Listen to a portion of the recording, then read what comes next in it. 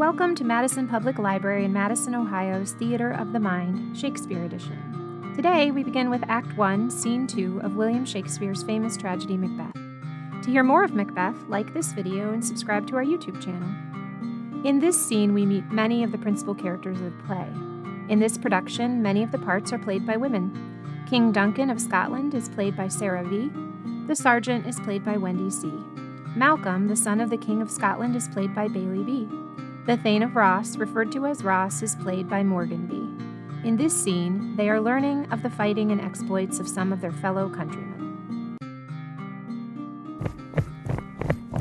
What bloody man is that? He can report, as seemeth by his plight, of the revolt, the new estate. This is the sergeant, who, like a good and hardy soldier, fought 'gainst my captivity. Hail, brave friend! Say to the king the knowledge of the broil, as thou didst leave it. Doubtful it stood, as two spent swimmers that do cling together and choke their art, the merciless MacDonald, worthy to be a rebel, or two that the multiplying villainies of nature do swarm upon him, from the western isles of kerns and gallowglasses is supplied, and fortune, on his damned quarrel smiling, showed like a rebel's whore, but all's too weak for brave Macbeth. Well, he deserves that name, disdaining fortune with his brandish still, which smote with bloody execution like valor's minion carved out his passage till he faced the slave, which ne'er shook hands nor bade farewell to him, till he unseamed him from the nave to chats and fixed his head upon our battlements. O valiant cousin, worthy gentleman!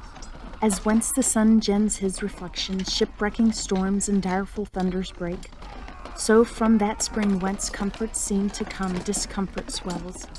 Mark, King of Scotland, mark, no sooner justice had with valor armed compelled those skipping kerns to trust their heels, but their Norwegian lord surveying vantage, with furbished arms and new supplies of men began a fresh assault. Dismay not this, our captains Macbeth and Banquo.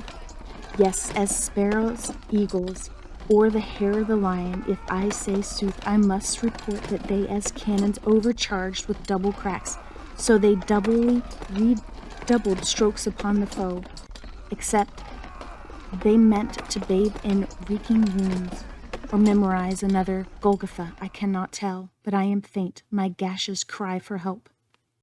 So well thy words become thieves thy wounds, they smack of honor both. Go get him, surgeons. Who comes here? The worthy Thane of Ross. What a haste looks through his eyes.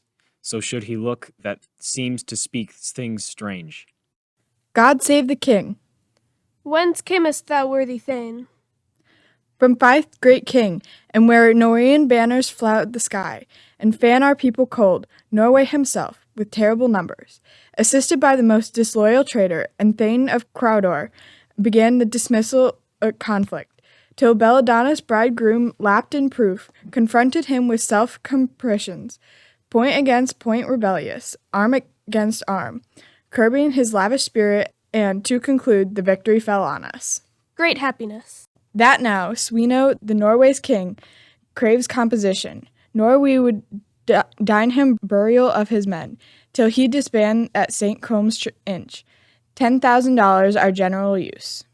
No more that Thane of Cawdor shall deceive our bosom interest. Go pronounce his present death, and with his formal title greet Macbeth.